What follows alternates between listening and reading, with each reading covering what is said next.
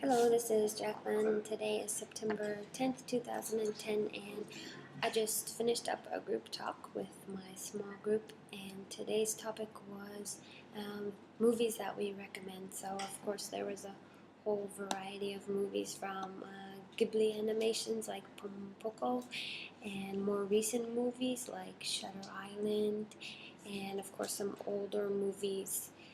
For example, Mulholland Drive and Cool Runnings was also in our list of recommended movies. So there was a whole variation, and so I'm going to go home today with a list of movies that I want to see.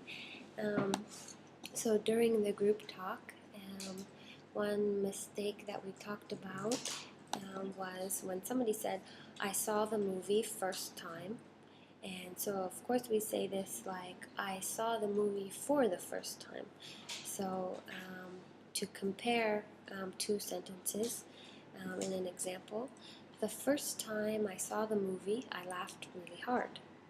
Or you can say, when I saw the movie for the first time, I laughed really hard.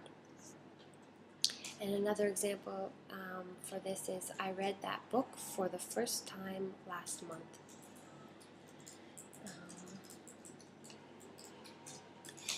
And then in another mistake that was brought up in conversation was when we were talking about our good and new, and also about the movie Tsurugidake. And so we were talking about hiking up a mountain, and the sentence that was said was, I went to top of mountain. And here we can't forget the words or the. So in this case it was, I went to the top of the mountain. So here we use the as a definite article. So since we had talked about the mountain already, the name of the mountain, you use the, because we specified which mountain it was. It was Kitadake. So the versus a, you would use a if you had not talked about which mountain it was. So, for example, to use the, you would say, I climbed a mountain last week. And which mountain did you climb? Kitadake. The view from the top of the mountain was beautiful. So in the beginning, the mountain is not talked about. And in the end, after we know the name, you can say the mountain because it was previously talked about. So this is the versus a. And I went to the top of the mountain. And some new vocabulary words and expressions. The first one was, what do you have in mind? So this is the question I asked at the beginning of the group talk. What movies do you have in mind?